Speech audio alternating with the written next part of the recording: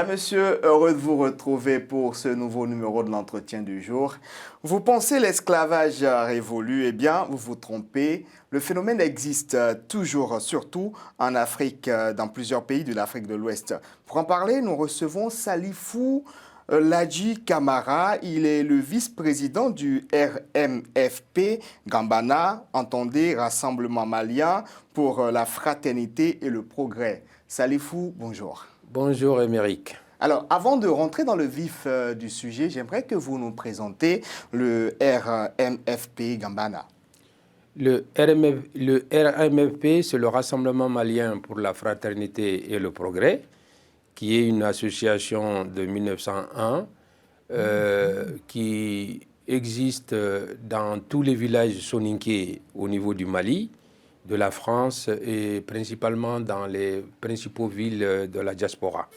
Vous dénoncez un phénomène, votre mouvement, votre rassemblement dénonce un phénomène, c'est le phénomène de l'esclavage des Soninké. Expliquez-nous de quoi retourne ce phénomène, comment on le comprend. L'esclavage par ascendance, il faut dire tout de suite que quand on parle d'esclavage, les gens pensent à l'esclavage d'antan.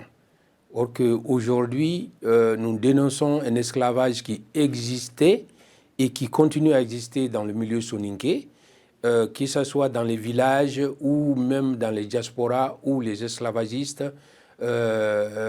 s'immigrent.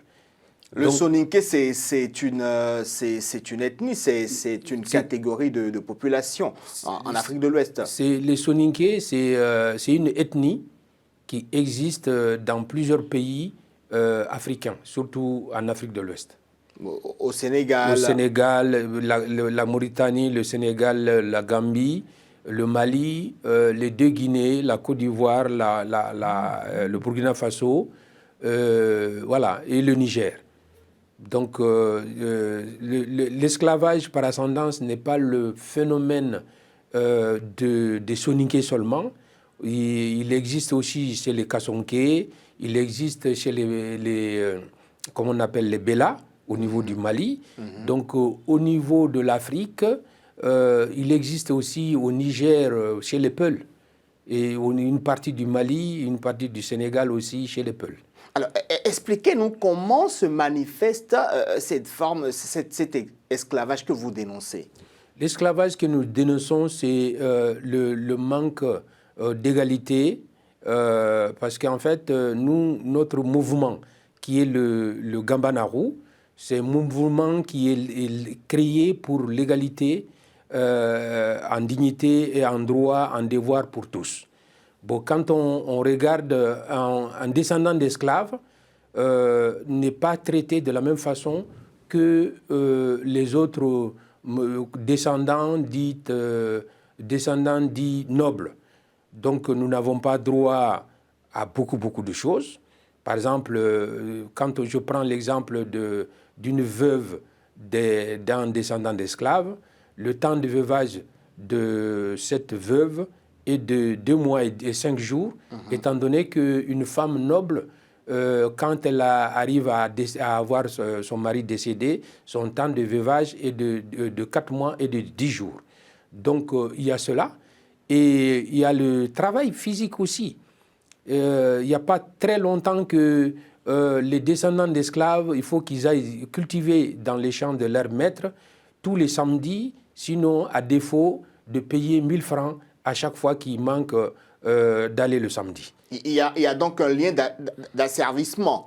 Il y a un lien d'asservissement de tous les jours. C'est-à-dire que quand on est même occupé en tant que chef de famille chez soi, si ton maître t'appelle, tu es obligé d'abandonner tout ce que tu fais chez toi pour accourir, aller satisfaire les besoins du maître.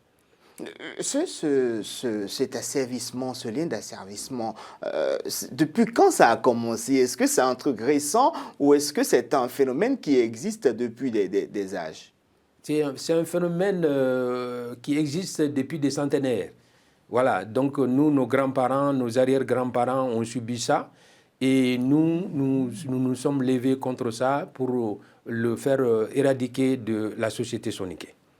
Aujourd'hui, est-ce que des autorités, que ce soit au Sénégal, que ce soit en Guinée, au Mali et dans les autres pays où il y a les Soninké, est-ce que les autorités prennent ce phénomène, ce problème à bras le corps? Alors, ce que je dois vous dire, qu'il nous a fallu faire beaucoup de sensibilisation. Nous avons créé notre association en 2017 et très longtemps, nous sommes restés inaudibles. Les autorités et tout le monde entier faisaient que de la négation. C'est-à-dire que c'est le nini, ça n'existe pas, c'est des ladas, c'est ceci, cela. Mais aujourd'hui, nous saluons l'avènement de nouveaux pouvoirs au niveau du Mali, par exemple, qui commence à prendre conscience de ce phénomène-là, parce que nous avons eu des morts d'hommes. Nous avons perdu des gens qui ont perdu la vie dans cette lutte-là. Par exemple, je peux donner l'exemple de Djandjoumé. Dans la nuit du 1er au 2 septembre... Djandjoumé, c'est un ressortissant soninké. Ressortissant soninké au Mali. Okay. Donc, dans la région de Kaï. Donc, dans la nuit du 1er au 2 septembre 2020, nous avons 4 pères de famille qui ont été assassinés, et battus à mort, enchaînés et traînés, aller les jeter dans la mare. Le seul motif de cet assassinat, c'est le refus de ces 4 pères de famille de demeurer esclaves. Donc, l'esclavage est un phénomène qui... les esclaves sont à la merci des maîtres. Et ce que nous dénonçons là, ça touche plus les femmes que les hommes, parce qu'on est esclave que par sa mère. C'est pourquoi on dit esclavage par ascendance. C'est-à-dire que si votre maman est descendante d'esclaves, tous les enfants qu'elle va mettre au monde seront systématiquement des esclaves. Et ce qu'il faut ajouter là, un mari polygame peut avoir 2-3 femmes, et ces 3 femmes dépendent de plusieurs maîtres. Et que ces plusieurs maîtres sont là où vos femmes sont aussi à la disposition de ces maîtres-là. Donc ces maîtres... Donc il y a une forme de prostitution qui s'y mêle aussi. Plus que ça, parce qu'en fait, c'est des choses qui sont légalisées chez eux. C'est-à-dire que c'est autorisé, pour eux, c'est normal. Étant donné que, bon, c'est une forme, nous disons, c'est une forme qui est pire que la prostitution. Parce que la prostitution, c'est des choses volontaires. Bon, là, les gens sont obligés de subir les assauts, les femmes sont obligées de subir les assauts des maîtres, qu'elles soient consentantes ou pas, bon, c'est une obligation pour elles. Donc on va parler de viol. Voilà. En fait, c'est le mot qui convient parce que il s'agit de viol. Et là, ça dénature complètement, par exemple, la composition des familles. Une femme qui est comme ça, victime, c'est des victimes. C'est pourquoi j'ai dit les femmes sont plus victimes que des hommes. Une femme qui est comme ça, il va arriver un moment où tu ne sauras même pas c'est qui le vrai père de tes enfants. Voilà. Donc, ce phénomène sexuel est un phénomène caché, enfoui. On n'en parle pas beaucoup. Mais ces femmes sont à la merci des maîtres, leurs enfants. Et vous relevez des choses quand même graves qui, en réalité, ne devraient pas rester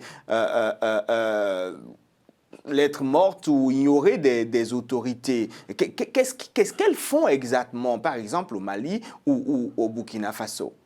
Les autorités, en ce moment, ont pris conscience, comme j'avais commencé à le dire, de l'ampleur. Ils ont pris conscience de l'ampleur du phénomène parce que nous n'avons pas lâché depuis 2017 à coup de conférences, à coup de sensibilisation pour alerter les autorités, la communauté internationale et autres.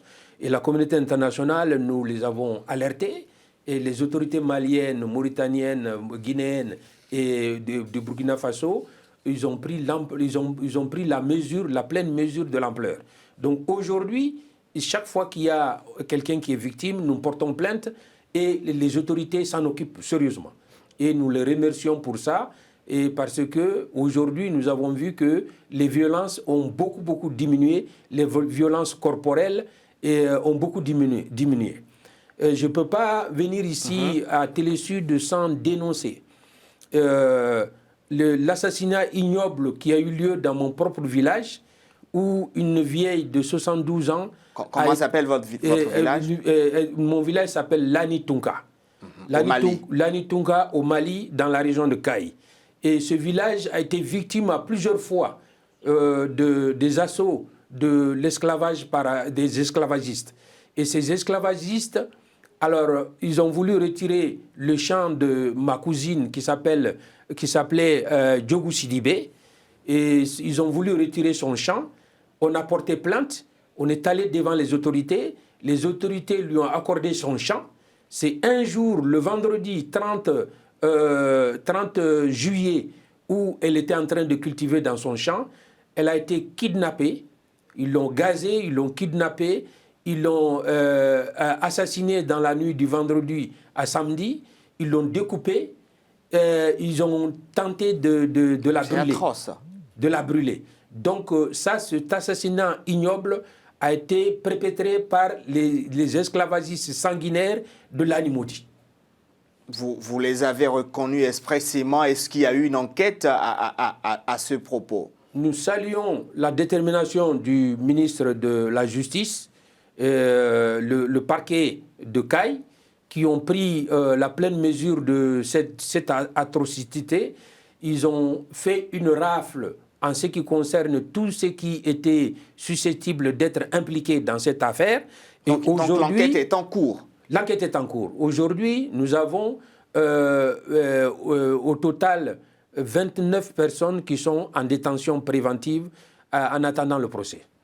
Alors, vous en parlez au Mali, au niveau local, au niveau étatique. Est-ce que, par exemple, votre association a saisi les instances qui traitent des questions de droits de l'homme de l'ONU, par exemple? Nous avons saisi l'ONU, nous avons saisi la Commission des Nations Unies pour les droits de l'homme. Nous travaillons beaucoup avec eux et nous avons aussi quelques bénévoles qui viennent nous aider, qui sont de l'Université de Copenhague et de Londres, qui ont fait beaucoup d'actions de sensibilisation, beaucoup d'ateliers pour informer et sensibiliser les gens sur le phénomène.